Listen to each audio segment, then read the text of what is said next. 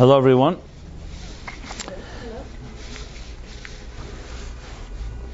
First, let me dedicate this class to loving memory of Ida Bat Julie and Chaim, dedicated by her daughter, Chana Malka, and granddaughter, Nechama Dvora.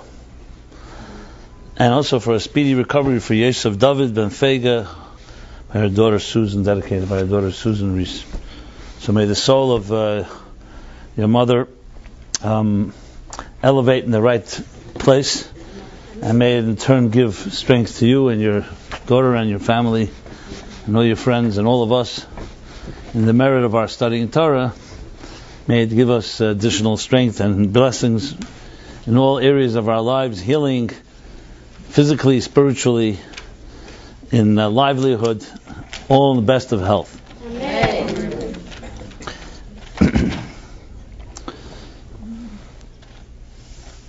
The day that changed the world, we titled this class, because most people are not aware of this, but tomorrow night is a special day. It's the 215th anniversary. They call it Yutes Kislev, the 19th of Kislev, which is sometimes called in Chabad Hasidic lexicon the Chag HaGeula, celebration of a Geula, redemption. And it's one of the best kept secrets, and hopefully maybe this evening we could decipher and reveal one of these great secrets. And above all, its relevance to our personal lives. But in order to appreciate it, to put things somewhat in context. It's they say short is long. Sometimes, if you really want to capture in a powerful way an idea, you have to be able to say it in very short terms. Winston Churchill once wrote a long letter to his friend, and at the end he wrote that I apologize for not having the time to write a shorter letter. So I remember when my book Torah Meaningful Life was published. So this is a lesson I learned from the editors and all the professionals I worked with, and that was that short is long. So sometimes it takes a far longer time to develop a short message that contains in the expression of the Talmud mu'at machzik hamaruba, which means a little that contains a lot. And usually it's a sign someone really gets it when they're able to do that. They call it in business marketing, they call it the elevator pitch. This doesn't mean that there are times you don't need to elaborate and explain the details, because there are many details in life. But at the same time, it's good to also be able to sum it up. So, you have businesses, they call it mission statements. So mission statements, by requirement, Business 101, have to be short. They have to be one line, not more. If less is even better. So Google's mission statement is to organize all the information in the world and make it accessible to all. Microsoft's mission, I believe, is to have a computer in every home and every desktop. That at least was once the mission statement. I don't know all the mission statements of Starbucks. I believe is something like creating a culture, not even about selling coffee. It's about creating a community culture. But I believe the shortest mission statement ever stated is in the Torah itself. The Torah is known for its brevity. First of all, if you're familiar with Hebrew, so the Hebrew language, in the world of languages, there are generally two categories of languages. There are what we call descriptive languages. Descriptive languages, like English and most of the Latin languages, are descriptive. And there are metaphorical languages. And Hebrew is like a metaphorical language. One word in Hebrew can take an entire sentence to explain in English, an entire paragraph to explain in French. And there are, because the words, each word is filled with meaning and layers of meanings. So the brevity of the Torah and the Bible is legendary. Till this day, nobody is able to capture such brevity. That, for example, in 10 verses in the beginning of Genesis, you have the whole story of love and betrayal and redemption. 10 sentences, the whole story of the Garden of Eden. So this is very powerful messages. Entire life stories are told in very brief terms. So in describing the purpose of existence, which is always the question we ask, is why are we here? And you hear kinds of different answers. The Torah has two places, 2 or 3 places which I'll refer to. One place, 2-word mission statement. 2 words. You're not going to find a shorter mission statement than 2 words. And the 2 words are stated in the book of Exodus. When God tells Moses to build a temple, build me a temple, he says, V'ashali migdash, build for me a holy place. And then come the 2 words, and this is the mission, the purpose. V'shachanti b'seichem, and I will rest among you. That's the purpose of existence. God created a material world where He wants to find a place to be comfortable, a home, where He can rest. A resting place, to rest His head, so to speak. Now, of course, this requires much explanation, and hundreds and hundreds, if not thousands and thousands of volumes have been written to explain this, but it's 2 words. There's another expression from the Medrash that also refers to the building of the temple, and says that God desired to have dira b'tachtainim, to have a home in this lowest of worlds. It's another format, another variation of the original of Shechanti B'Seich. And that's the mission of life. So all of Judaism, which essentially really, and it's important to clarify or qualify actually, many people think Judaism is a religion, and it's a religion just for Jews. It's not correct. Judaism is a way of life. And the Torah is not just for Jews. It's for every human being. Because God created the entire universe, not just Jews. And He created not just one group or one community, He created a very diverse community. So there's 7 billion people on this earth. It's not an accident. It means that the Creator put them all here. The basis of any faith is that God created them all. That means everything has a purpose. The Torah is the document, you could call it life's operator's manual. You buy a machine, a computer, the engineer that engineered that machine gives you an operator's manual. The Torah is considered to be the operator's manual that God, the engineer of existence, gave us to understand what this world is about and its purpose. So its purpose is for all peoples.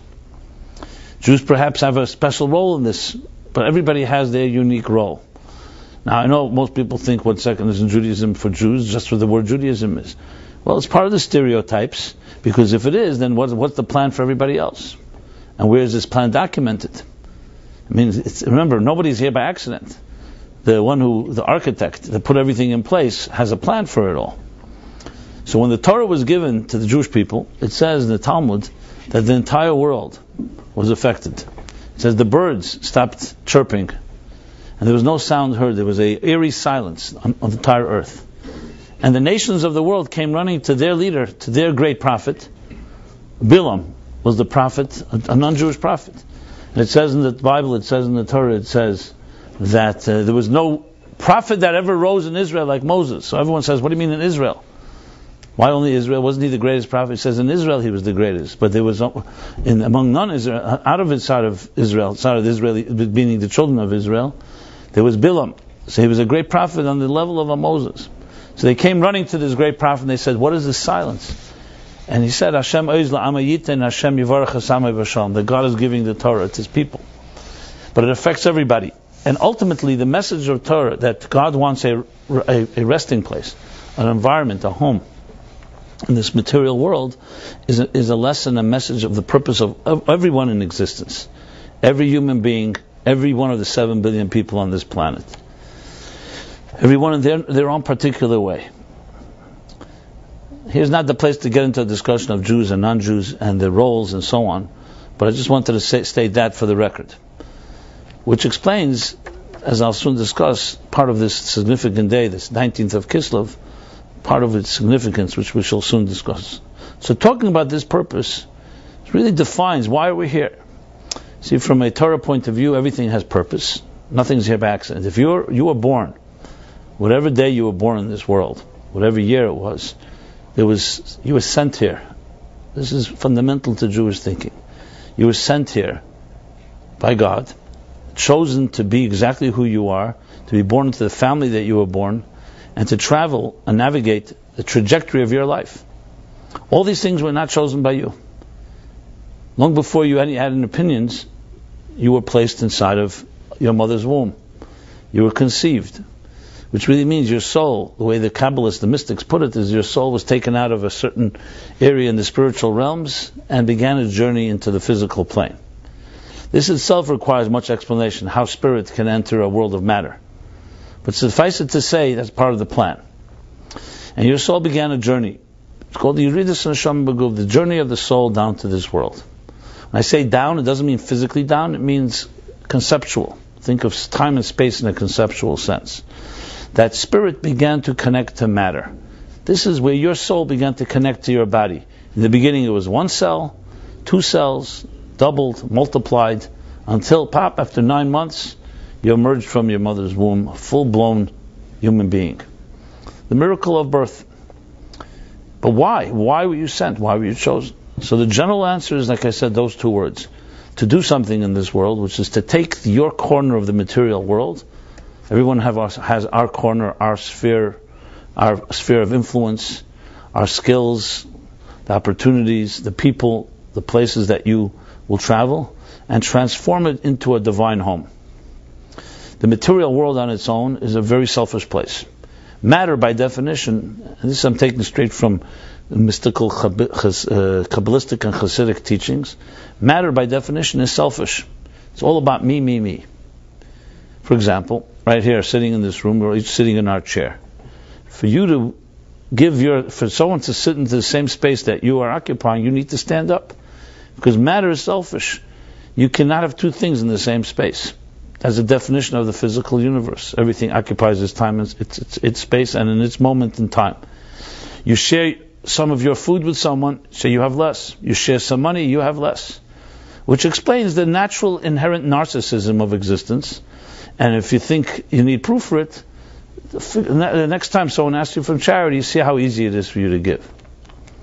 People don't give up their money so quickly, even for good causes, because we are natural, material world. We are about me, me.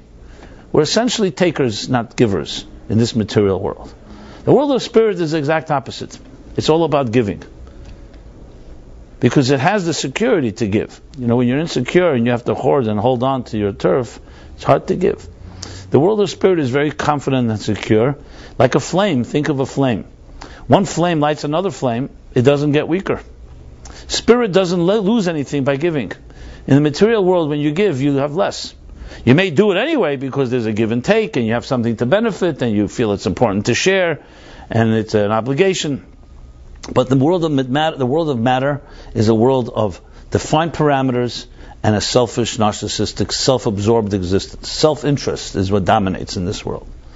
If you want to go to the radical extreme of it, read a little of Richard Dawkins and some other radical atheists. I say radical because they're as fanatic as their counterparts in the religious world. And Richard Dawkins has his classic book called The Selfish Gene, where he makes the case, as many other biologists do, that nature itself, existence itself, survival of the fittest, all that every component of existence cares about is that I survive. And I'll do anything it takes. Step on others, kill others, do whatever it takes. However, part of surviving is also knowing that coexisting with others in your interest. They make a case that there is no real thing as altruism. Any nobility, any kindness is all about selfishness. You think I'm exaggerating, look it up, you'll see. It's quite chilling, actually. That even altruism, because the evolution has proven that a community is better for each individual to have coexistence with others. If I can kill you, you can kill me. We have red lights and green lights, or else we have chaos, anarchy. But essentially the driving principle is me, me, me. Give me more. They tell the joke about this guy that was fortunately drowning, and his name was Jim, and he's drowning in the waters. And his friend John comes over and says, "Jim, give me your hand, give me your hand." He refuses to give me your hand, and he's going down. Another friend comes over and he says, "Don't say give me your hand, say take." He's never learned to give, he only knows how to take. Say take my hand. Take my hand. He stretched out his hand. He was ready to drown, at least not to give. So this is the nature of material existence, and we'll soon discuss why it's that way, because God created that as well. But then there's the nature of spirit, and the nature of spirit is a giving nature. Love, transcendence, anything that goes beyond yourself. That's what the world of spirit is like. So you take a soul that's a natural giver and you put it into a world of takers, and it manifests inside of a body that has its need. You wake up in the morning, what do you feel? Your hunger. You don't feel someone else's hunger. You have to contemplate and say, you know what, there may be someone needy, and I should be helpful by share with another. But what comes natural to you is your needs. You feel pain. And just to make the case, to drive home with the case, there are those that make the argument that everybody's this way. And they bring proof. You find these horrible stories when people are in a state of crisis. You find things that people will do that you never unimaginable to each other. Stories like avalanches, and there's no food left. There's a few people, they have no food. They'll turn on each other. They'll look for the weakest one, and they'll even turn to cannibalism. I don't mean to be too graphic here. I'm not going to go into the details, but and not that I have entertained the potential possibility of becoming a cannibal, but cannibalism. And you look at these people, there are studies made about how people, when they looked at the weak guy, the guy was bleeding, and their hunger drove them to a point they were able to actually eat that person. And a question is asked of people, these were normal people. If you had asked them, would you ever be possible that you should ever turn to that type of stoop to such a low level? Most people would say no. But how do you know what happens when you're in real crisis? When you're dying of hunger, you become desperate. During the time of the Holocaust, this is part of the chapter that we're ashamed of, we don't talk about. There were Jews that were kapos. There were Jews who turned on their own in order to save their own skin. Not that it helped them, but they thought it would help them. Did things that were unspeakable. Quoting Churchill once said as well that appeasing an enemy, is like feeding the crocodiles in the hope that you'll be eaten last. And that's what people do. Become very selfish. And no one should ever be tested, and thank God we don't have to be tested in our times. But the fact is, in history you find there were people under certain circumstances, especially if they thought no one can find out, did things that nobody wants to repeat. And then there are others that did not. There are those that, even though no one was watching, they would not turn in someone else to save their own skin. They'd rather die than let someone else die because of them. But some make the case, the more the selfish gene argument is, that's what people are. Yes, we've developed a certain type of social etiquette, and we don't do that, and we don't think it's appropriate. But push comes to shove, put someone in certain dire circumstances, they will resort to what everything in this material does. Self-survival, survival of the fittest, self-perpetuation. But, on the other hand, as I said, we also have the spirit, the soul. And the soul enters into this world of the body and material, and that's why this purpose, v'shachanti b'seichem, is so difficult. To take a material world that is driven by greed and by self-interest, and to turn it into a home for God, and turn it into a place that you give instead of take, is not so easy. Because you have to counter, and you have to reverse the natural inclination of our bodies, the natural inclination of our physical survival. But that's exactly what the Torah was given for. And that's why I said before, short as long, 2 words, v'shachanti b'seichem. I want you to take the material world, like that chapter says in Exodus, take your gold, silver, copper, your materials. The temple was not made out of spiritual materials, it was made out of physical materials. Take things that you would naturally not want to give to another, and turn it into a home for the divine. Spiritualize and refine and sublimate this material world. This is, in short, the essence of the purpose of our existence. Now, many people have never heard this before. They may never even heard that we have a purpose, let alone what the purpose is. But that's the purpose. The question is, of course, how? And to what end? This material world that I just described is described by the Kabbalists and by Hasidic writing masters, beginning from the Bible itself. When you read the Bible, it's a dark world. Even though the sun may shine, it's a dark world in the sense of lack of direction. How many of us even know that we have a purpose in life, as I just mentioned? So we wander about and look to keep ourselves busy. Most of us are consumed with one thing: survival. What do we do most of the day? If you would list most of your activities, it's all about survival. You work most of the day. Hopefully, if you have a job, you work. You work to make a living, to pay bills. To pay bills, what kind of bills? First of all, for shelter, food and clothing. And then for the luxuries and interests and the things we think are important. Now, this may also include very positive things. bringing up a healthy family, education, including also divine things, giving charity, buying food for Shabbos, holidays. But overall, we are basically material creatures. Some say we're material beings on a spiritual journey. In fact, it's, however, the other way around. We're spiritual beings on a material journey. I mentioned before souls. When soul leaves this earth, it just goes back to its natural place. This earth is the journey that we travel through. But this existence as it is right now, what some call an agnostic existence, is created by God intentionally to be a dark world, a selfish world, in order for us to come in and transform it. This is, in a nutshell, the basis of entire Judaism, the entire Torah. To put it in terms of, let's say, using biblical terms, Adam and Eve are placed in the Garden of Eden. It's a garden, a beautiful garden, with very beautiful trees. And they're told, tend to this garden. The Avdal Shamra, take care of it. Be gardeners. And what does a good gardener do? A good gardener weeds the garden, makes sure that there are no destructive forces, and at the same time also nurtures the garden to make sure that the flowers and the trees and the plants all sprout. So a garden doesn't create a garden takes care of a garden.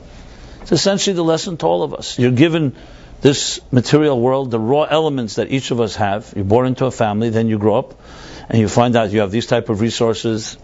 It may be financial resources, it may be contacts, it may be talents, skills. This is your garden that was given to you, and you have to turn it into a garden of Eden, into a garden. But it's not easy in this world because there are many weeds, there are many distractions, there are many forces that seduce us. Look, we're sensory creatures, and we're affected by what we see, by what we hear, what we taste, touch, and smell.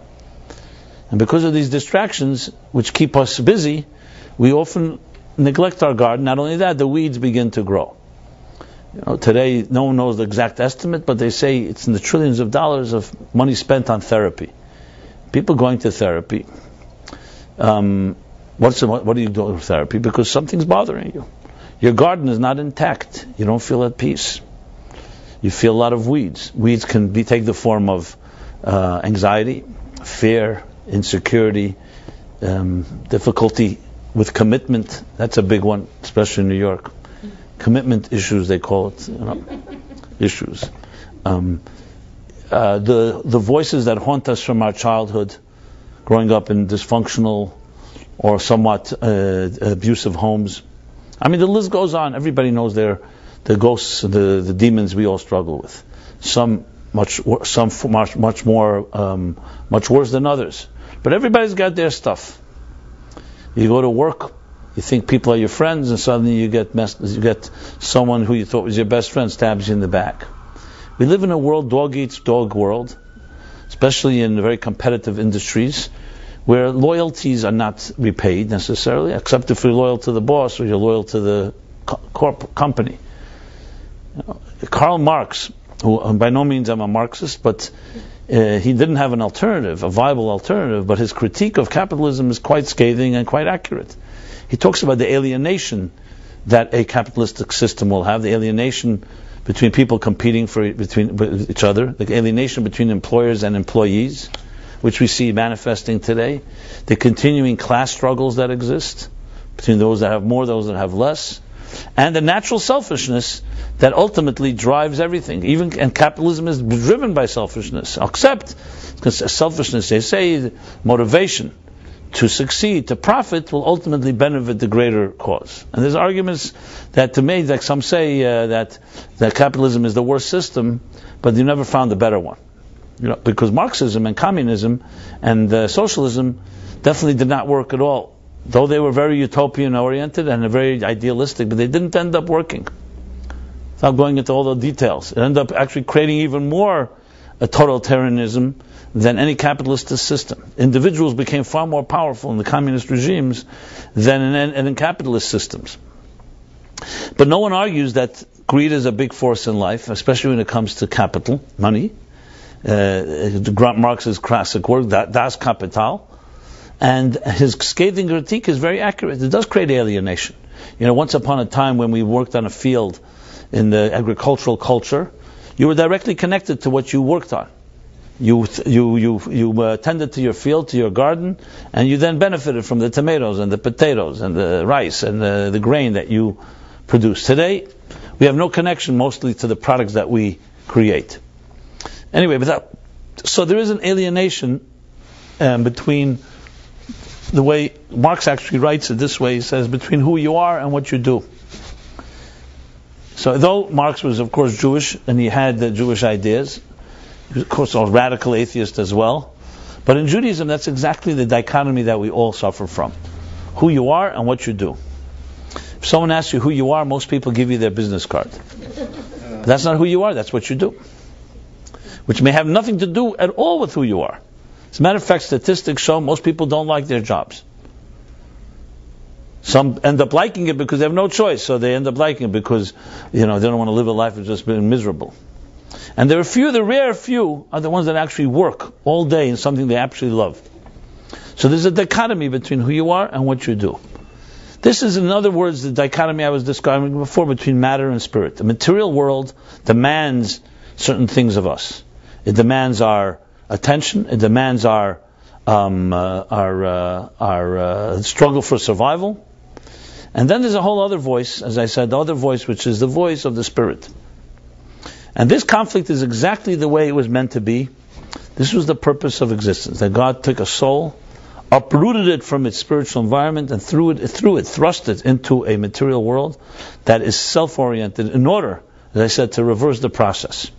That's the purpose. To take a world that is an untamed world, a wilderness, and turn it into a garden. Now,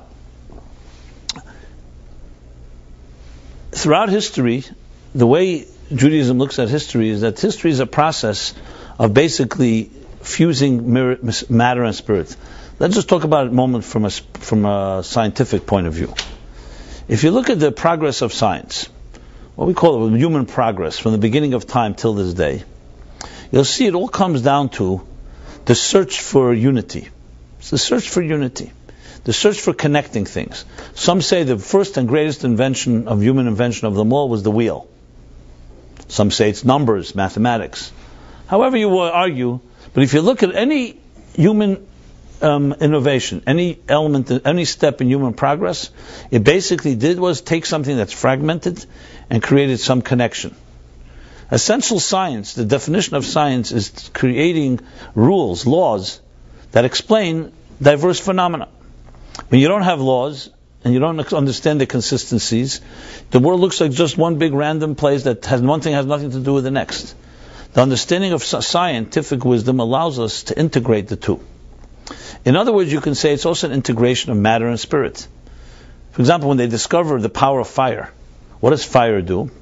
That suddenly you can take a piece of wood and you throw it into a fire and it can warm you. There's suddenly a connection between wood and you. Before that, the trees grew in the forest and no one had any idea that has any benefit for us. The fact that you discover that you can shape wood into tables and chairs and into cabins and homes and so on. And all progress, any innovation, always comes down to is taking some raw matter and discovering how that can become beneficial to other parts of existence. And for us humans, for human beings. In different words, it's essentially the fusion of matter and spirit. And if you did a graph from the beginning of time till today, you'll see matter and spirit were very far apart, and they're forever becoming closer and closer. So when Einstein, in the beginning of the 20th century, wrote his famous formula, the most famous E equals mc squared, essentially proving and stating that energy and matter are reversible, essentially saying that energy and matter are the same thing. They're just two different forms of the same reality. All matter is energy, and all energy can be turned into matter. and even the product of science, which is technology, is also all about unity. What is essentially a gadget? An iPhone, a computer, an internet, a television, a radio. It's connecting. It is melting the differences of time and space. Where once upon a time it would take years to reach from one place to the next, now it's instantaneous. Basically eliminating matters, the time and space factors that define what material world is like. That's what technology does. It transcends a material world and creates instantaneous, that you can be in one place, and right here you can access any piece of information anytime. At some point these will converge that you will not even be able to distinguish between matter and spirit. And if you think of it, especially in terms of, let's say, everyone talks about computers. 40, 50 years ago, a computer required what you have in your hand now in a mobile smartphone, required a whole block of computers to be able to process so much information. Why? Because so much information, how could you do it in so little space? Size mattered, as they said. That means because something was powerful required a lot of matter. What was a great strong army? The ones with the most soldiers, with the most weapons. Today has nothing to do with quantity. If you have the right weapons, the right smart weapons, especially, God forbid, ones that can attack in the worst possible way, you don't need to have such a large army. Quality is now trumping quantity. And yes, in one little microscopic particle, once they discovered nuclear fusion and fission, you can create more energy than all the weapons and all the artillery that existed throughout history. On a medical level, on a biological level, what defines a human being? We know today it's on a cellular level, which is microscopic. DNA, genetics, cellular structures. These are all the forces that today we understand them on that level. So it's not the organs and the limbs. They're shaped of, just like we know that matter is made up of what? We have elements made up of molecules, made up of atoms, made up of subatomic particles. The same thing in the human being. You have organs and limbs made up of cells that are made up of DNA and so on. And those inner forces are something that we're becoming more and more familiar with. And we're able to fuse and bridge those two worlds, that microscopic world with our physical world. And hence the ability to pack into one transistor, to one microchip, so much power. It's basically manipulating forces that are not defined by matter, they're defined by energy and spirit. So, without using any religious or spiritual language, the history of the world is about matter and energy converging. But the fascinating thing is that if when you study Jewish mysticism, all this is written there. It all began once, it was all fused together. So just to cite a Arizal, Isaac Luria, maybe the greatest of all Kabbalists, who lived in the 15th century, 16th century, in Sfat, his last year and a half of his life. So he writes the classic story. Actually, the Arizal didn't write most of his writing. It was his student, Rabbi Chaim Vital, that wrote it. So he has what's called the secret of the Tzimtzum. You ever heard the Great Tzimtzum? This explains in mystical terms how a divine, seamless reality is able to create the plurality and the duality of our existence. The mere birth of consciousness, the fact that we could be separate from one another, or think we're separate from one another, how is that possible? And he explains it with the Tzimtzum that the way he puts it is that before anything, and before here again is conceptual before because there was no time, the divine seamless energy, the Ein Sof as he puts it, the infinite divine light consumed everything that could possibly exist. So when you have a sea of energy, there's no room for anything to emerge. So what the divine power did was it concealed this energy and allowed for independent consciousness to emerge, which would be the beginning of what we call existence. And goes through a whole lengthy process of how this takes a whole dynamic. Here's not the place to go through. This is a long study, and there's a lot of introductions and explanations. But he's essentially saying the classic example given to us by who I'm leading up to, the Baal HaTanya, Reb Shneir Zalman of Liadi, whose day is Yutas Kislev, is the example of a teacher and a student.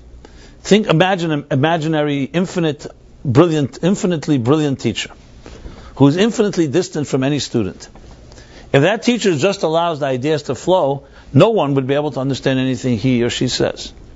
So what the teacher does is a tzimtzum, contracts, condenses, conceals the flow of consciousness in order for a student to be able to find his or her space, and then begins a slow process what's called spoon feeding.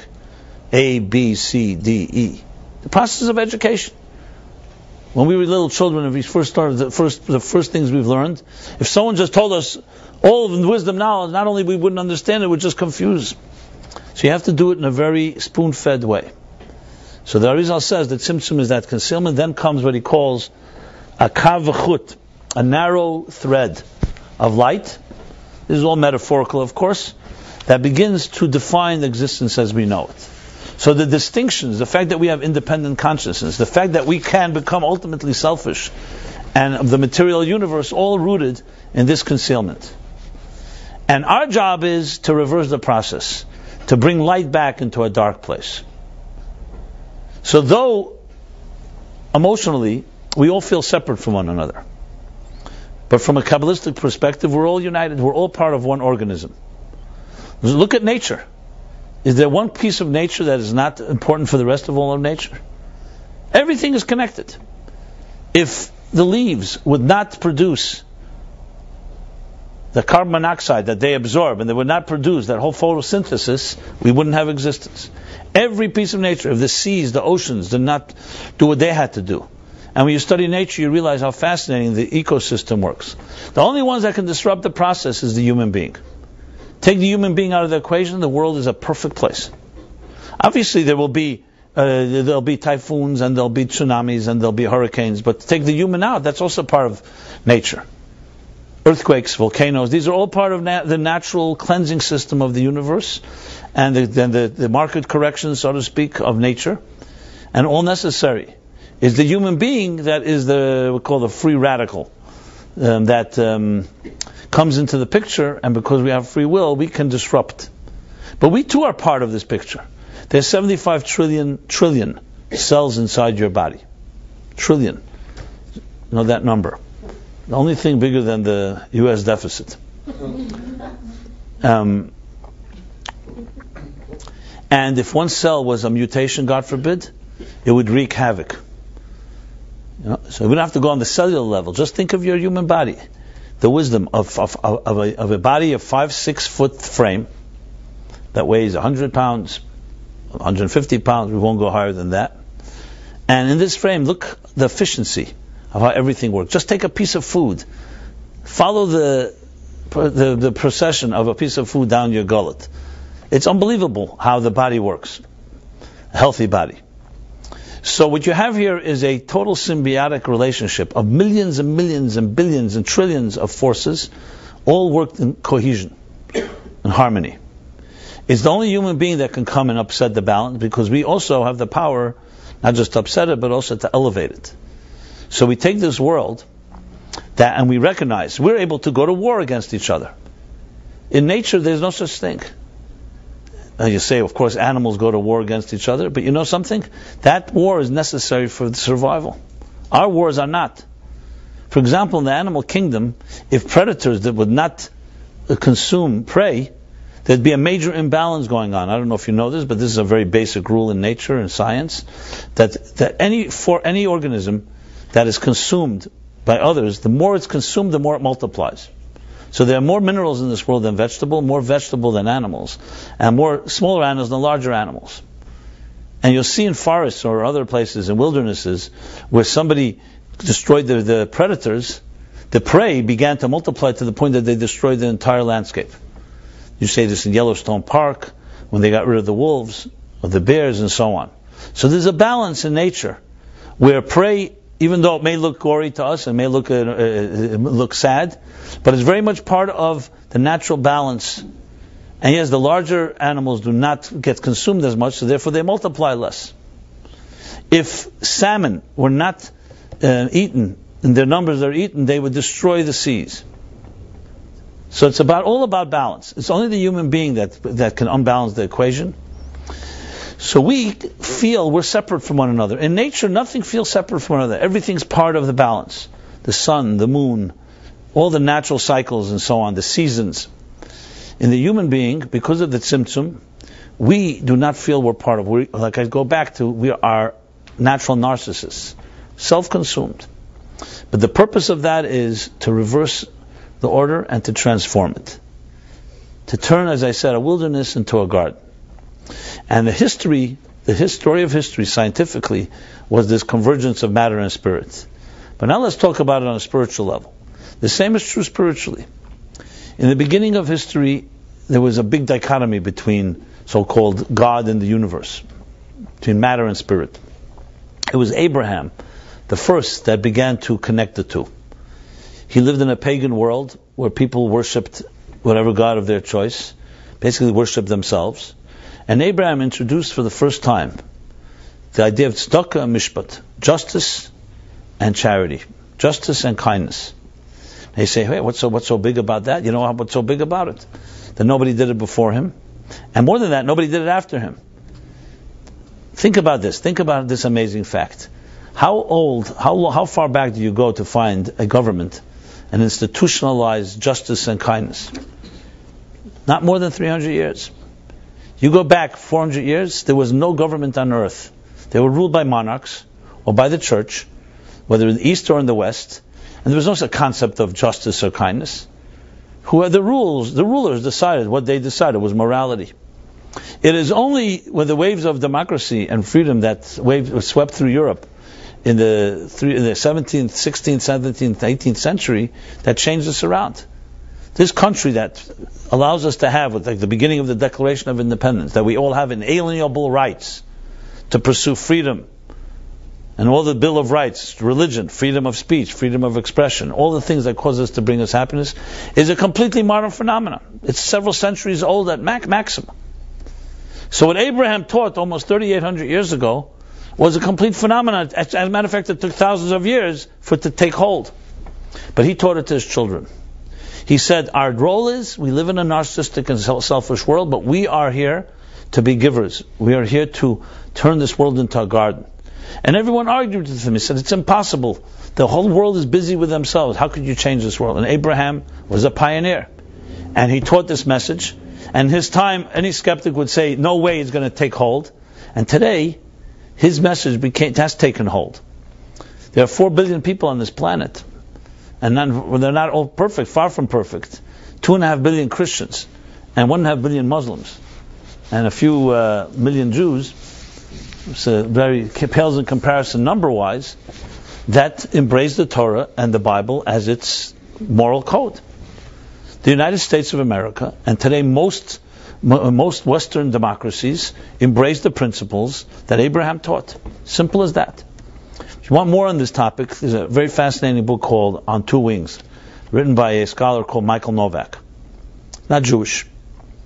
I'm saying that intentionally. So you can trust it more, maybe this way, you know. And he writes, it's an academic book, it's not a theory book. It's all quotes from correspondence and from writings of the founding fathers. Thomas Jefferson, Madison, Adams, the whole list. Even Thomas Paine, all of them. And he quotes, basically the subtitle of one of his chapters, maybe of the book, is the basis of American democracy in Jewish metaphysics. He makes the case that they were deists, of course, and they were not taking their ideas from Christian thought. It was taken straight from Torah. He uses the word Torah, not even Bible. They have words like redemption. You don't have words like Savior, salvation. You have words like redemption, divine providence, promised land, in God we trust. These are all quintessential Jewish words, Torah words. You can read the book. It's a fascinating book. And today we know it's not just the United States, most of the countries in the world, and even with the former Soviet Union and others. Again, it doesn't mean this country is perfect and all countries are perfect, but the principles should never take for granted that today the majority of the world basically believes in human rights. I think I mentioned this last week. Look at Haiti a few years ago. Haiti had an earthquake. What happened if you're a student of history of countries that had earthquakes that were devastating to them? So just turn back. Look what happened to the earthquake that happened in Greece, ancient Greece, and then in Rome. What happened was that all the countries around them saw that as an opportunity to pillage, destroy, rape, and annihilate that whole country. A few years ago, just as one example, there's a natural disaster in Haiti, a poor country that no one needs. It's not like there's rich resources there or anything like that.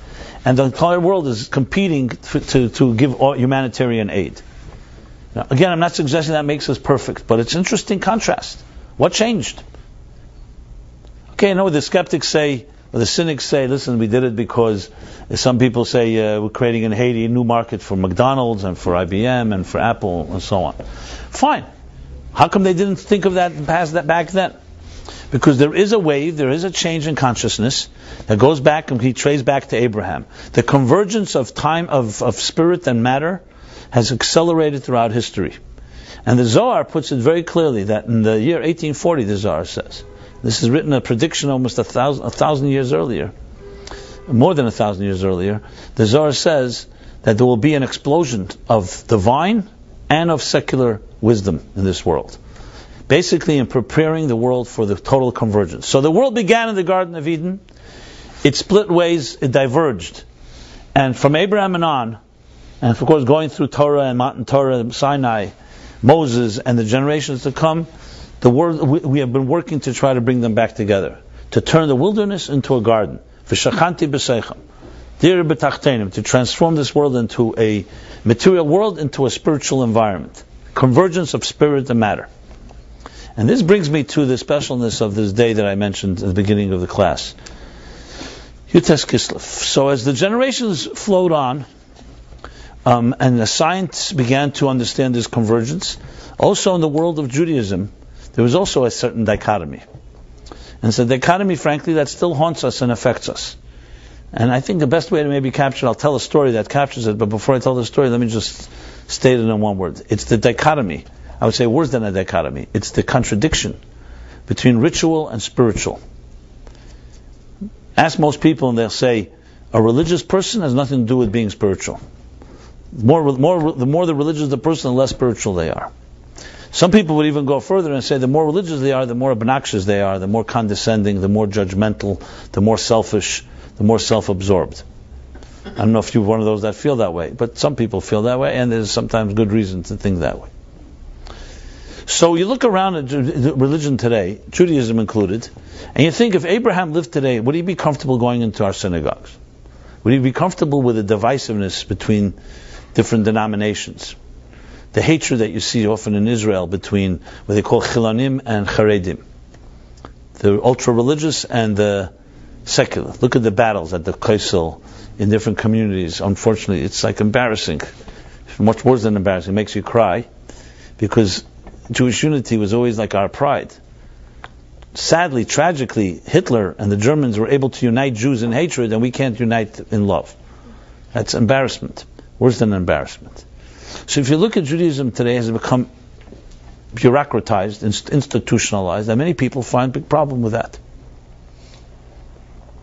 In more specific terms, it means you can be a mechanical Jew and lose your soul. There's an expression, the Ramban, Nachmanides writes, a novel b'reshus haTorah. Someone can be a manuvel. How would you translate manuvel? An obnoxious, despicable person, but dressed up in the garments of Torah, justified by religious laws. So there's a real dichotomy that has also taken place in Judaism, the dichotomy between body and soul. The Zohar says that the Torah, Judaism, has a body. That's the mechanics, the laws of Shabbat, the laws of kosher, the laws of prayer. And then there's the soul of Judaism. The soul of Judaism is the spirit, the meaning behind it. So a person can eat kosher and not be kosher. A person can keep Shabbos and not be Shabbosdik. You can follow the letter of the law, but not the spirit of it. This dichotomy is similar to the dichotomy of matter and spirit that I was describing earlier. So let me share the story I was going to share, because it captures it very well. Unfortunately, it's a story that so many people have experienced or know people who have experienced.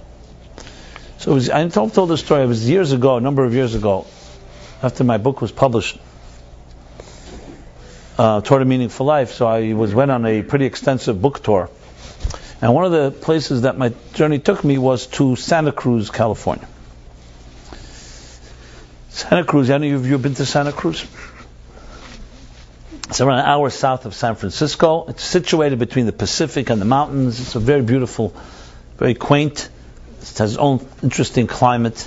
And it has that type of spiritual vibe to it. One of these like vortexes. And I was speaking there at a store called Gateways. It's not the Jewish religious Gateways. Gateways is a New Age bookstore there on Main Street. And I could tell there were a lot of Jews in that town. How could I tell? Well, sometimes you can tell in the nose, sometimes you can just tell different ways. The nose or the nose job, put it that way. And I spoke that evening. It was a really warm, because it's like, if you're Santa Cruz is like the antithesis to New York. Like there, nobody seems to have a job.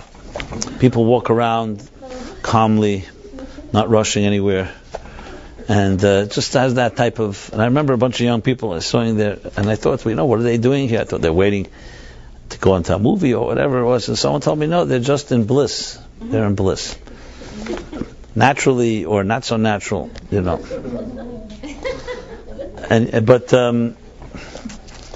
So I spoke in the bookstore. It was actually one of the I remember a very memorable evening for many reasons, but also I didn't have to go through the whole prerequisite introductions proving that God exists until you get to the point.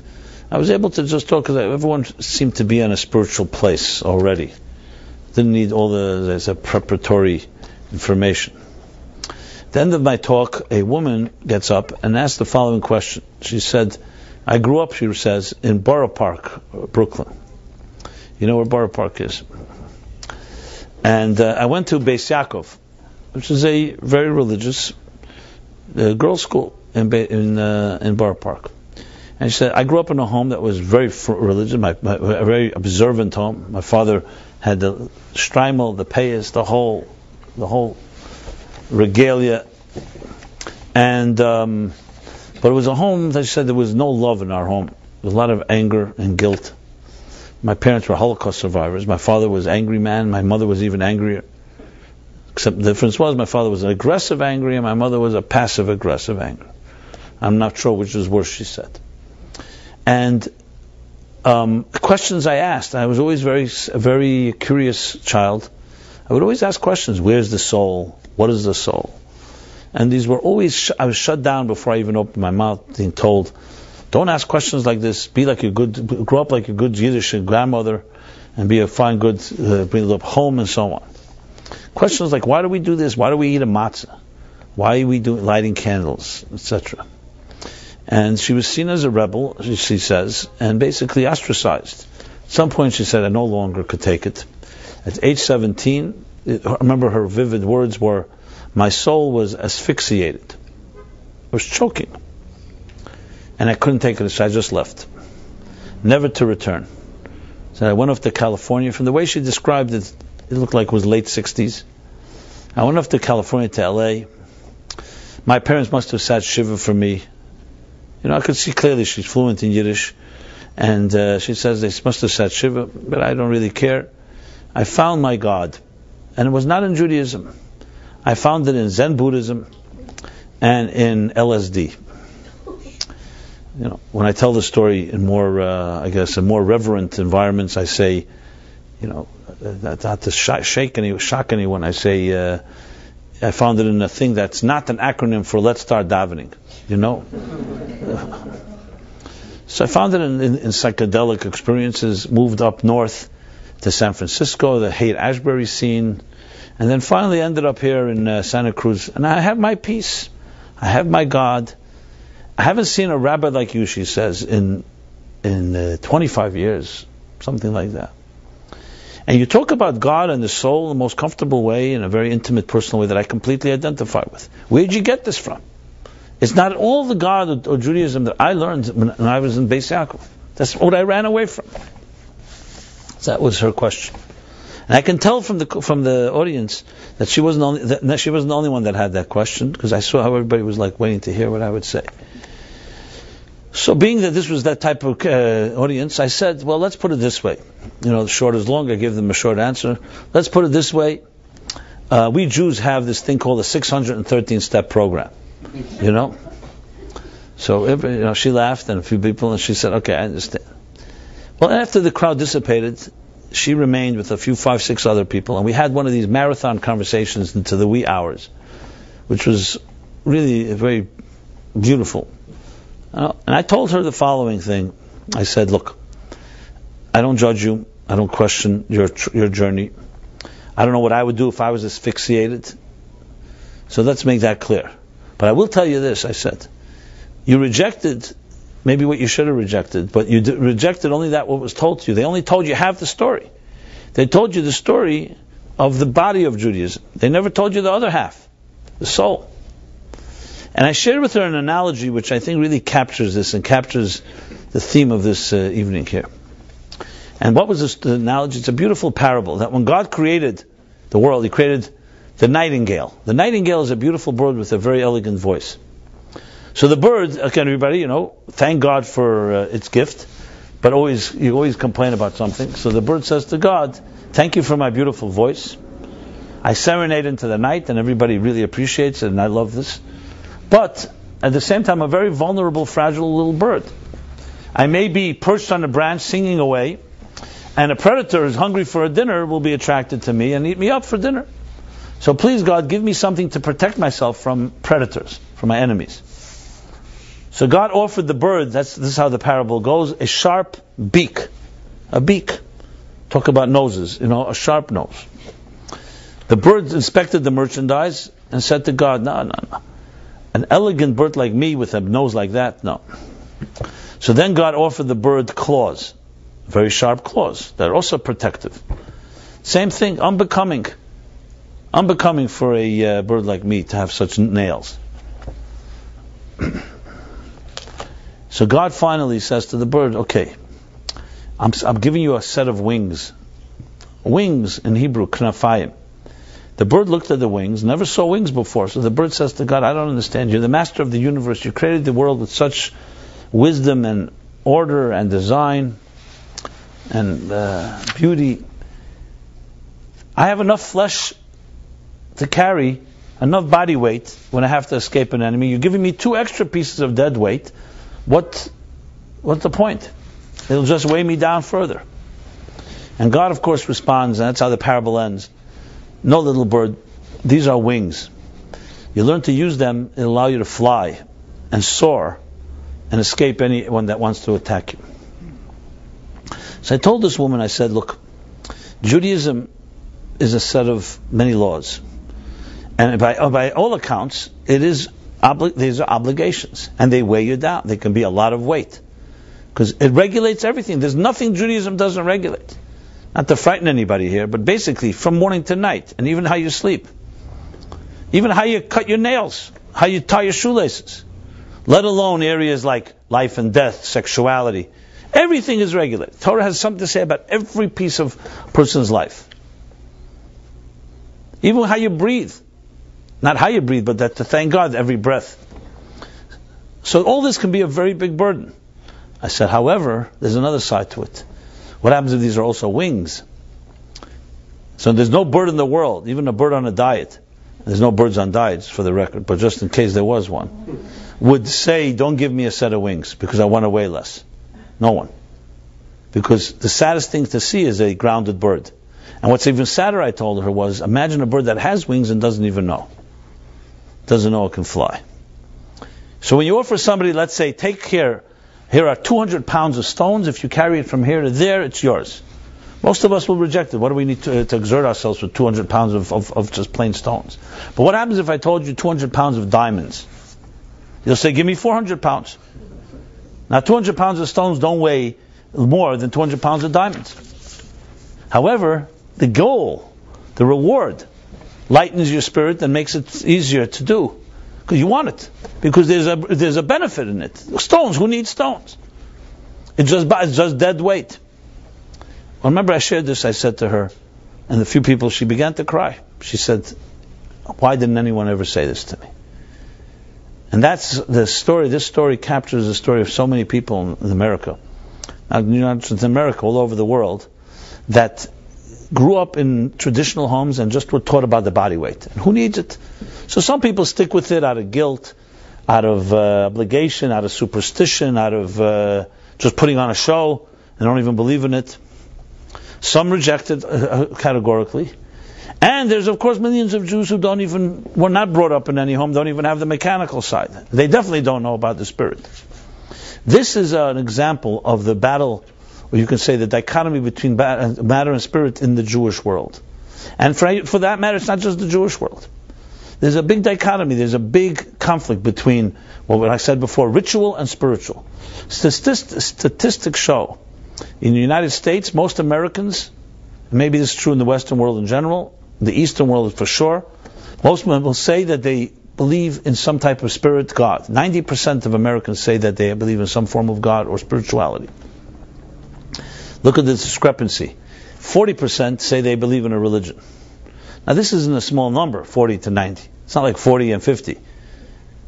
It tells you one thing immediate, that religion and spirituality have nothing to do with one another. Religion is ritual, believing in a particular ritual. And spirituality people see as free-spiritedness.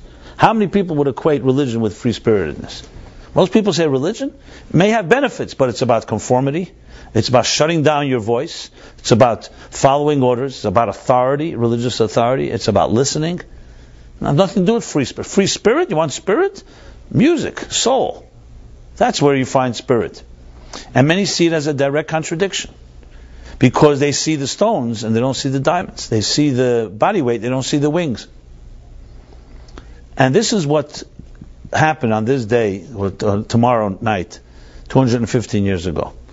As Judaism began to face this confrontation, about 300-400 years ago, all Jews lived, 99.9%, 99.9%, even higher than that, were observant Jews. There was no other option. There was no option to assimilate because the non-Jewish world refused to accept Jews. You couldn't enter the universities of the Western society. You couldn't enter their culture. You could not enter into their trade. That's why Jews came up with most trades were off limits for Jews. They were overtaxed, oppressed, if not plain out killed. Country after country. Just look at England, Spain, France, wherever you go. Some people say there's more Jewish blood in the rivers of Europe than water. I'm not even talking about the Holocaust, but even before that. So what's going on in the Jewish world? It was very strong, insulated Jewish communities. The only way you could really break out is if you baptize, and which was a rarity. You have people who did it, but very, very few. But then things changed. Things changed approximately, as I mentioned, the time of the Enlightenment, let's say the 17th century. There was the Renaissance, then we call it the Enlightenment, we call it the Emancipation of the Jews, is a stage in history. And the first people who actually, as a free ideas and free inquiry, began to challenge the iron fist of monarchs and of the church, the Jews were the first to benefit, because they were the most oppressed. And laws began to become laxer, more freedoms, and so on and so forth. But even the United States was maybe one of the first countries that welcomed as a haven for Jews, but also went through its initial conflicts and so on. What happened to the Jewish people at that point? And this is like a quick, short, brief history. What happened was they broke into two camps. One camp in Central Europe, which was essentially the birth of the Reform movement. So Moses Mendelssohn himself was an observant Jew like everybody was. But what do you do with these newfound freedoms? So their attitude was, let's take the best of both worlds. Some had an expression, a Jew at home and a Gentile on the street. Now that's fine, it sounds good on paper. The problem is what happens when there's a conflict between the two. What happens if your Protestant neighbor invites you to Christmas dinner and they're offering foods that are not exactly kosher pastrami? I don't know if that existed in those days. So the students of Mendelssohn, and this is not a critique, I'm just sharing an observation, they basically cut out and said, you know what, most of the Torah is primitive, not relevant to our modern times. We'll just maintain the ethical and the moral and the spiritual principles, basically cutting out most of the mitzvahs, most of the prayers and so on. The birth of assimilation.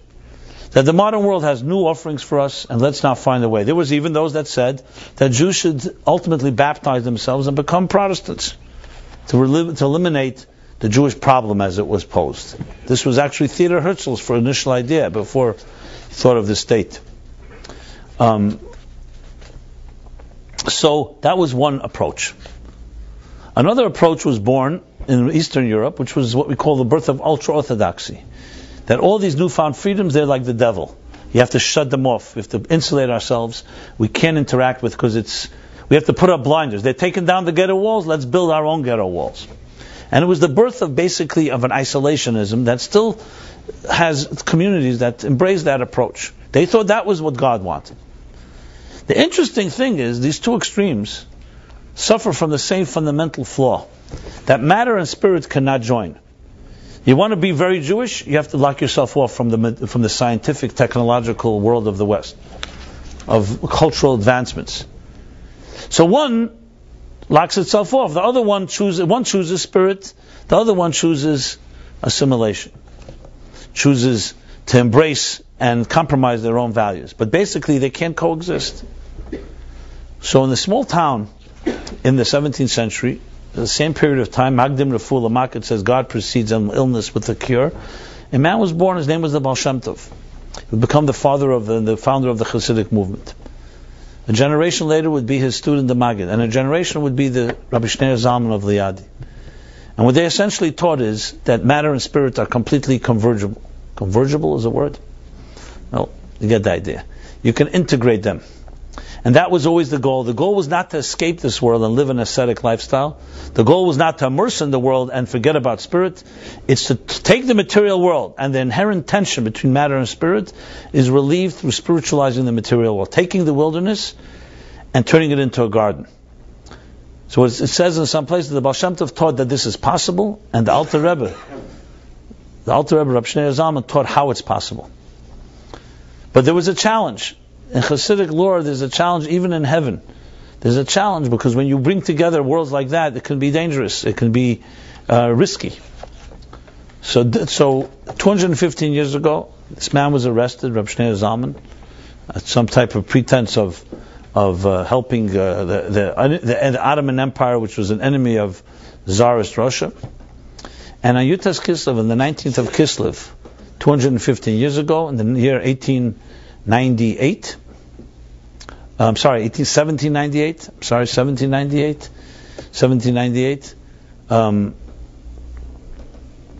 he was released from prison, which was considered a vindication from heaven that the path of converging the wings with this material world is not only doable but necessary. So though this day may not be known by many people, but it's considered to be like the Rosh Hashanah, they call of Hasidus. The Rosh Hashanah, a special day that opened up a new channel. And a channel that affects us all in our own personal lives. Because we all have these dichotomies. We have the challenges I mentioned before between our own material side and our spiritual side. Who doesn't have a battle between, for example, your work and your personal life? Your own personal standards and ideals and the ones that you have to compromise at times in the marketplace. We have the battle between survival and transcendence. How can we take benefit from this modern world without losing our souls? So some say, just shut off the internet. Well, good luck. Let's see if they can achieve that. Others say, okay, we've got to find filters and curb it. What about learning that the whole material world, including technology, as I said before, is just simply a tool for expressing spirituality in this world? For every email you send, for personal or business related or gossip, whatever it is, maybe send 3 emails that share a kind word or a word of Torah with somebody. Then you're using technology for what God intended it for. It's about transforming this existence, as I said, turning it into a garden, not destroying it and not ignoring it. The best defense is offense. This is essentially what was taught by this Rabbi Shneir Zalman, and Yutas Kislev is the day when a whole new approach was introduced, an approach of fusing matter and spirit and fusing the body and soul of Torah. So yes, we can keep Shabbos, but what about knowing what the soul of Shabbos is? What kind of wings does it offer you that allow you to fly to greater places? Many don't know. Many very traditional Jews can tell you every detail of Torah, but they have no clue what it does for the spirit. And frankly, if you can't teach that, what happens is the laws are rendered hollow. They become mechanical. And how long can something mechanical really last? Passionate Judaism, to be able to both have a commitment to the laws, but also to its soul, is the thing that is most critical. And when you have that, that's the ultimate solution to Jewish divisiveness as well. I may have shared the story with you, another story that happened there was in Miami Beach, South Beach. I was there, in November, they have the Miami Book Fair, International Book Fair. So I spoke, when there's a large audience, you talk at the Colony Theater on Lincoln Road. still there. And I gave a talk. It was a pretty full crowd.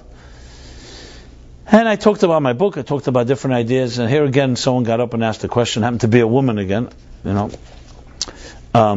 the women are more blunt, honest. And she said the following. She said to me, in front of everyone, she said, "I'd like to know what your opinion is about conservative Judaism." Meaning conservative, not as opposed to liberal, but conservative as in Reform, conservative, Orthodox. Because I hear people like you don't recognize conservative Judaism as legitimate. That was her question. And I don't want to buy the book, she added, of a bigot. Okay? Okay, so a little chutzpah. It's borderline heckler, which frankly I enjoy because it gets people's attention. And it's a good opportunity to get your point across. The place fell deathly silent. You could hear a pin drop. Because everybody wanted to see what's going to happen here. What am I going to say to this? So I decided to take advantage of the drama of the moment, and I said, yes, it's absolutely true. I don't recognize conservative Judaism. And I was quiet, which took a little effort and discipline. And the place began to hem and haw, and really, people were very upset what I just said, because I just that was that. So then I said, but before you stone me and you get violent, I'd like to just share one more thing, and that is, I also don't recognize Orthodox Judaism, nor ultra-Orthodox, nor conservadox, nor reformadox, nor reconstructionodox, nor Jews for Jesus dox, and all the different doxes that have and will probably be created. Because you see, in Judaism we have a thing called the Constitution. The Constitution of Judaism is called the Torah, and nowhere in the Torah is any reference made to conservative, Orthodox, or Reform.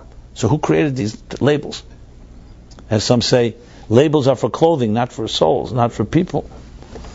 I said, who made these labels? It's like McDonald's, Burger King, Wendy's. So let me reverse the question I said to her.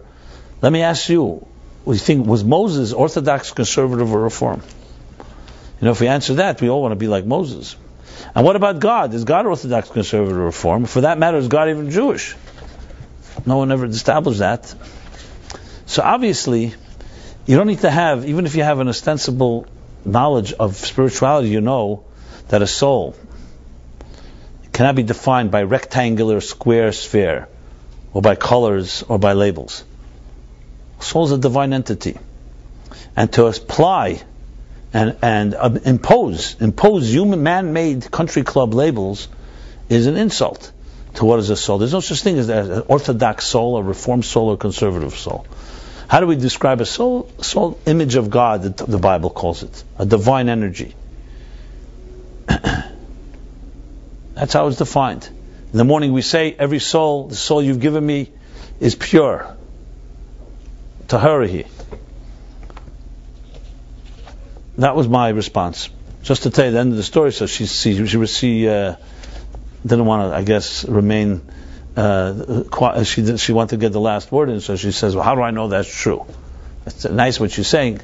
So I said, look, lady, I feigned indignation. I said, look, lady, life is filled with risks. You're going to have to buy the book.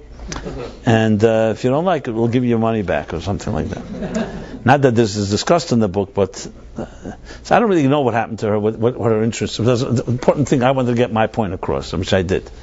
My point is, this whole way of looking at each other as Jews, for that matter, all human beings, we are souls. And we don't understand the mystery of souls. We don't know which soul is greater. And there's no such thing as conservative, Reform, or Orthodox souls. For that matter, there's no man-made labels that you can apply to a soul. Right here in this room, we are all divine souls. The best way to describe it, think of yourself as a musical note in a divine composition. You have music to play. God put you here as a composer and said, you're indispensable to me, and you must play your song. And if you don't play, the rest of the song is compromised. So we need each other, but we also need to express ourselves. We need to be fiercely independent, but also know that we're part of a bigger picture. In Hillel's words, if I'm not for myself, who will be for me? If I'm only for myself, what will I be? So think of yourself as a musical note on a sheet. You have to play your song, and then comes the next player in the orchestra. And we all complement each other, and we're all necessary. That's how the best you can define all of us. And this has nothing to do with groups and communities. And this. I'm just going to share with you a footnote to the story. I told this story once I was speaking at a conservative synagogue. And the man got up and he said, very nice story. What would you do about this? Because I basically said that the problem with our thing is that we've turned Judaism into country clubs, into denominations, to groups. So he asked me, what would you do to solve this problem that's causing divisiveness? I said, you don't want to hear what I would do. So he said, say. So I said, I would eliminate all the denominations. Let's go back to the Judaism of the Torah. Let's go back to the soul, to realize that we're all souls, and we don't label people. But it'll never happen because all these denominations are now invested in their corporations. They have boards, and they have fundraising campaigns, and they have institutions. So it's not that simple. It's a machine now. It's companies. Anyway, how did I know this? He says, I totally agree with you.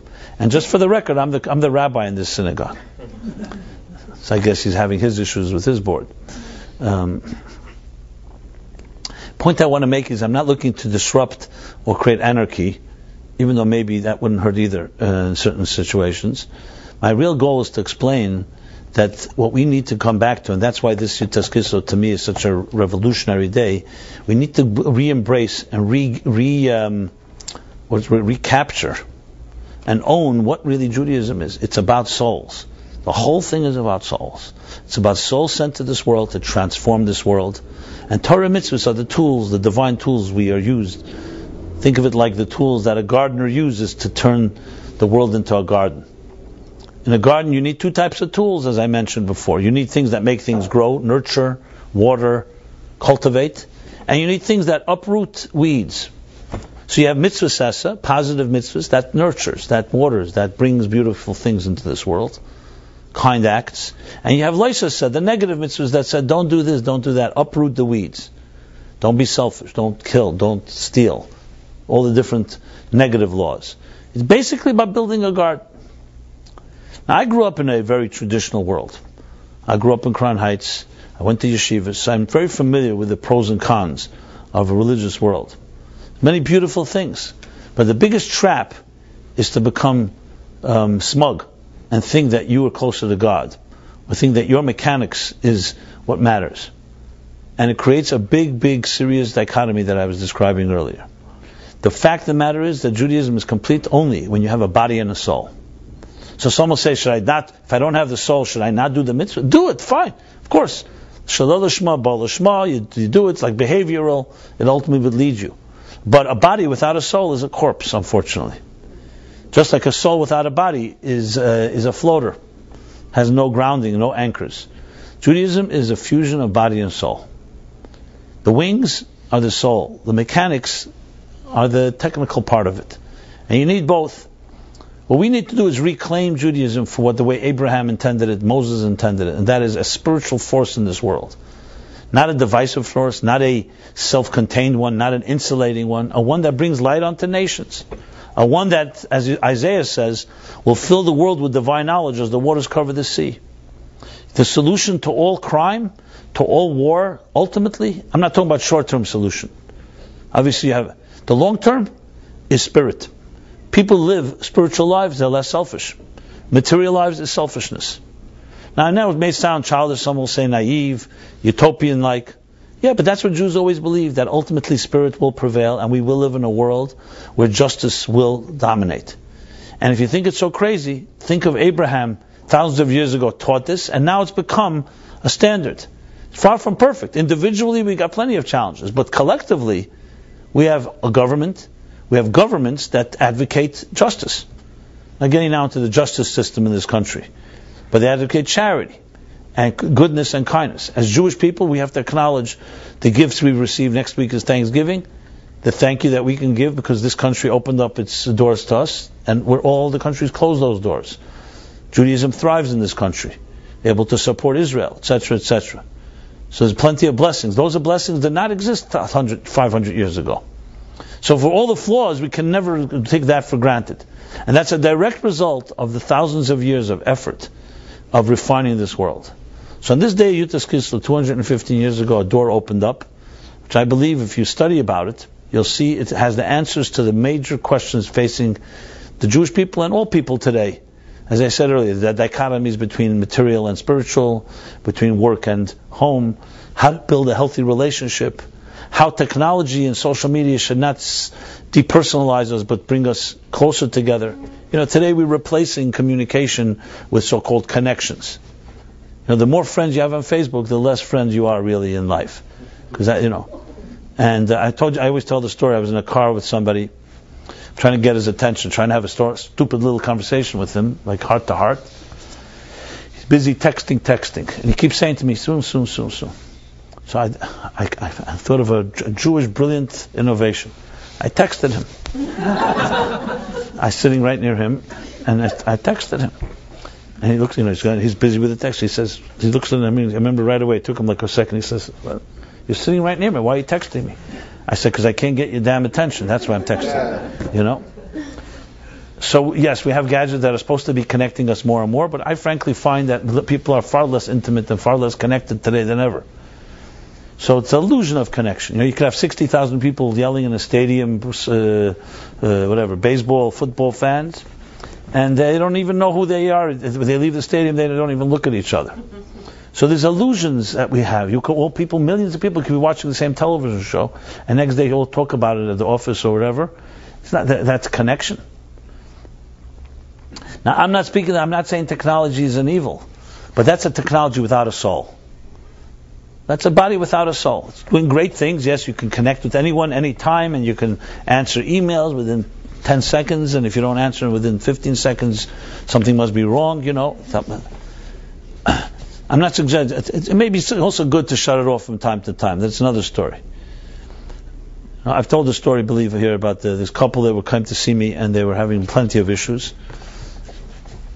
And I realized that was not so. It was holding by almost all over, but I saw that inside of them they really wanted to stay together. But they were destroyed. They were their own worst enemies, essentially. So I said, look, you're coming to me for advice. I'm making a long story short. It was after a long discussion. I said, I want to make one suggestion, which I know you're not going to do, but I might as well make it anyway. What do I care? And I said to them, move the television out of your bedroom. Okay, well, how can we do that? That's like moving the beds out of the bedroom. I said, not exactly, but why? Because I saw from the conversations, the only time all day they're at work, come home. And I'm not talking now about intimacy or sexuality. I was just talking about having a conversation. They're in the same room. They don't have a conversation. The television goes on. So they may talk about the show. And that's the illusion that they're so-called communicating. Yeah, but they're about to divorce too, with all this communication. So I said, move it out. They right away, both of them almost froze. They said, what are we going to do if we move it out? I said, maybe you'll talk to each other. Or you fall asleep before you make believe you're falling asleep. You don't have to talk to each other.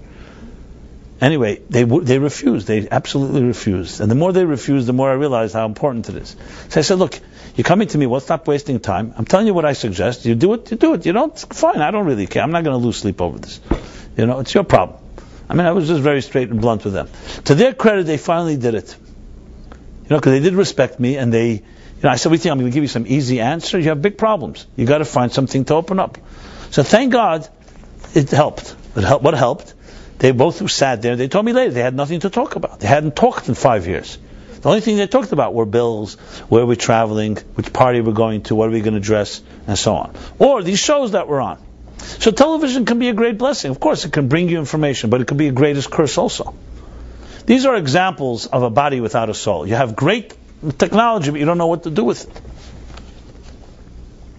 I mentioned before the internet, social media.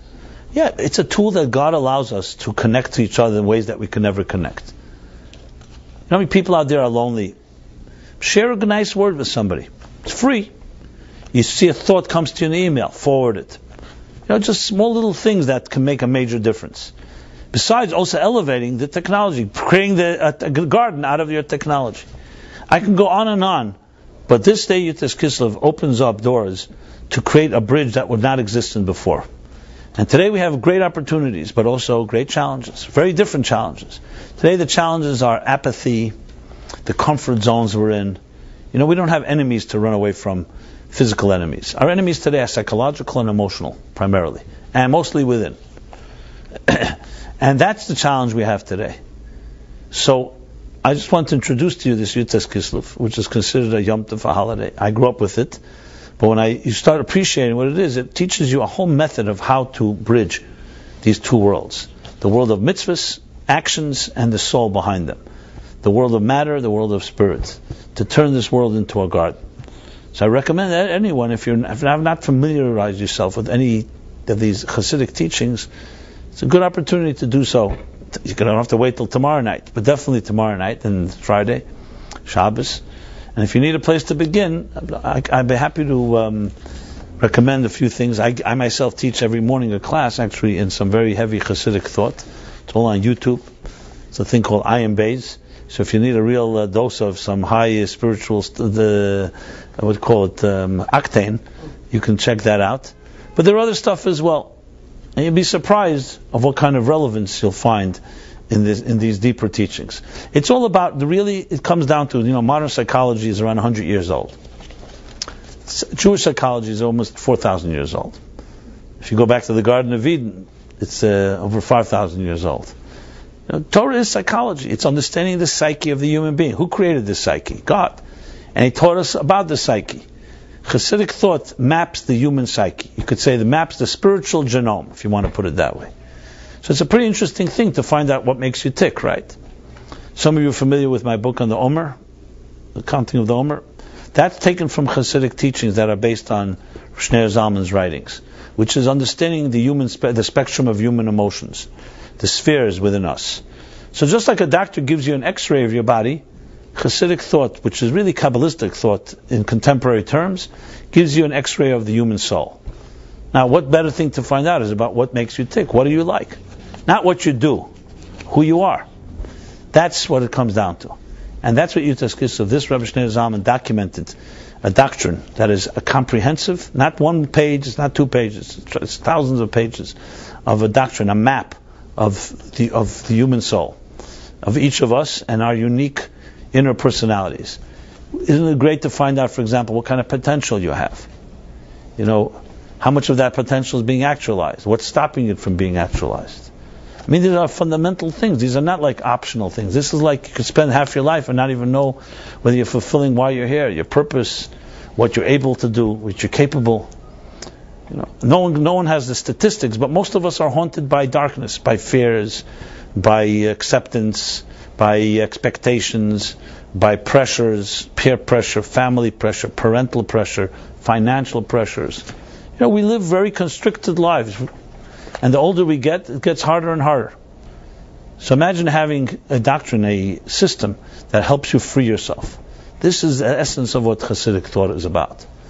And as I said, it's the best kept secret.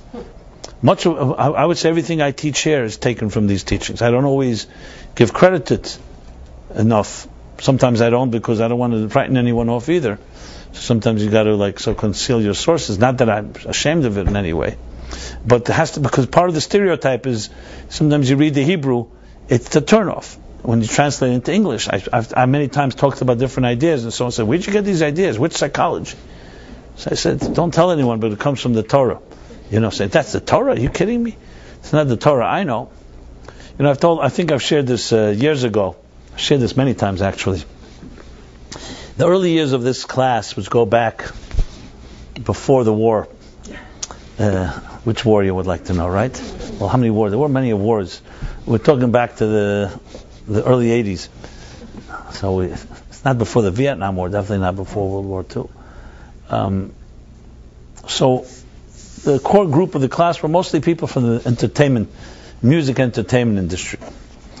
And people like the woman I described from Santa Cruz, who found their spirituality not from Judaism, not from traditional Judaism, but from things like Buddhism or music, rock and roll, and some, shall we say, foreign substances. And I remember thinking to myself, I was a younger man, and I'm sitting there with a beard and a yarmulke. So even without knowing it, even before I open my mouth, I'm sure I'm invoking all kinds of stereotypes in the minds of the people. And they may not say anything, but I realize that, I may remind one person of an angry grandfather that schlepped him to synagogue on Yom Kippur against his will, or of an irrelevant Hebrew school teacher, like one of the guys told me. He says, what I learned from my bar mitzvah lessons was how to make Jewish spitballs. That was the biggest thing he learned. Or I may remind some people of war memories of Jewish, of their own families or grandparents and so on. But I realized that before I even opened my mouth, I was not projecting a neutral image. So I decided to try an experiment, which was fascinating. What the result was, it surprised me as well. I decided I'm not going to use any words in my language that have anything to do with Judaism, Torah, God, anything like that. I created my own new lexicon. Instead of God, I used words like the essence of reality, or reality. For a particularly new age group, I would use lines like undefined layers of unconscious energy or something like that. Instead of Torah, I used the word blueprint. Instead of mitzvahs, I used connections. Instead of Mashiach, redemption, I used destination. So here I was waxing eloquent about this journey into the essence of reality, following the blueprint, making connections, to reach the destination of total fusion of matter and spirit, of the undefined layers of energy with our tangible material world. That was the tone. You get the idea. And I was going on and on. I was enjoying myself. After a few weeks, a guy came over to me and said to me, Rabbi, you talking about God? I said, shh, don't spoil it for the others. And it worked. I realized, we live in a world where we're told, break your silence. Nobody knows what you're thinking. Express yourself. Communication. Say what you're feeling. Say your needs. Express your needs. This is like a big thing. So communication is true, connects us, but also communication separates us. Because words can bind us, but words can also separate because words are loaded. If I use a word that to me is an innocuous, meaningless word, but your mother used it every time she got angry, you'll go ballistic when you hear the word. How am I supposed to know that? So here's an exercise. If you ever disagree with someone, especially someone close, a spouse, someone you know closely, try different words. Sometimes it's just words. You could say the same thing in different words. Words evoke things. And I saw this very clearly. God, Torah, mitzvahs. Everybody's got an opinion about them. And usually their opinions are very different. Rabbi Levi Yitzchak Berditchever classically said once, he said that self-proclaimed atheist, listen to this, the God you don't believe in, I also don't believe in. Brilliant. Because we could disagree about something and then find out, you look at a legal contract, it always begins with terms. You have to define your terms before we disagree. Maybe we're not disagreeing, maybe we're just using different semantics, maybe different words. This is all what real Chassidus teaches us. It teaches you how to get to the soul of the matter. There's so much that separates us. There's so many walls and defense mechanisms that we put up. It's quite refreshing to have a soulful experience. Meet someone that's called a kindred spirit. Now let's talk a little, like my father would say, open heart surgery, heart to heart. A little heart to heart conversation. It's becoming a rarity today, rare commodity. So just share with you that here, Meaningful Life Center, that's what we're committed to hope to try to create such dialogue, to open up that part of us. And it's not as frightening as it may sound. You have to find, obviously, people you trust. But that's really where the domain of who we really are. What makes us tick is not our defense, not the walls we put up, the masks we wear. It's what's the inside, that little inner child inside of you that just wants love, that is lonely and wants some companionship, that wants some intimacy, that wants some soulfulness. And that's exactly the purpose of of existence, the world. V'shachanti b'seichel. That was what the Torah was given for, and that's what all the generations of the teachers and the masters and the tzaddikim and Tzidkanias. And Anyutas Kislev was a key watershed moment, another major stepping stone in this process. A process of fusing the two worlds, of the body and the soul, matter and spirit, heaven and earth, in whatever form it manifests. And all of us have the conflicts that I described earlier. And you can probably fill in the blanks And my suggestion is, again, maybe it's a good time to begin to look at some of these teachings. You'll be amazed at its relevance. Obviously, they need to be studied and taught. Sometimes you need a teacher, you need someone to guide you, because they're not always that easy to read. Some of it needs to be deciphered. But there are plenty of books today. There are interesting, very good books. There are very good classes online from many different people that bring these teachings to life. And above all, you'll know right away if it speaks to you. It resonates. The true Hasidic teachings taught properly resonate. They resonate like music. You'll know immediately this speaks to you. If it doesn't speak to you, move right on. Because we're not looking here for another mechanical experience. We're talking about something that touch your soul.